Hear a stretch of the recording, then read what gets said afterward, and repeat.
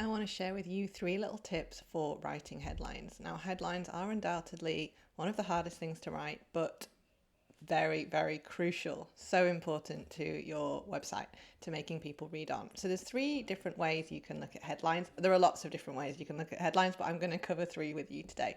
Number 1 is the outcome-based headline. So this is, what is the outcome of somebody buying or using or working with you? So for example, for my website Words Workshop, I've gone with an outcome-based headline on my sales page, which is get psychology-backed website copy for your website within 4 weeks. That is the outcome they get. So that's option number 1. Option number 2 for a headline is the outcome of the outcome. So here we go even deeper. So for example, my website Words Workshop, the outcome might be sit back, go on holiday, feel refreshed, knowing that your website is going to be making money for you while you sleep, while you're on holiday, because it is a conversion machine. So that is the outcome of doing my website Words Workshop. So that's headline option number 2.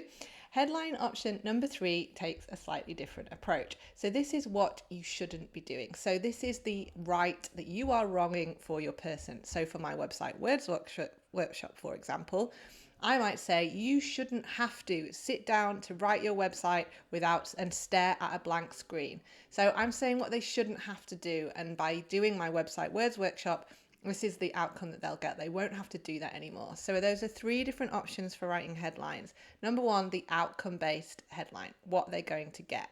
Number 2, the outcome of the outcome. Go one step further and say what they're going to get is the outcome of what they want. And step number 3 is, what right are you wronging for them? What can they expect not to happen because they're using you or buying your product?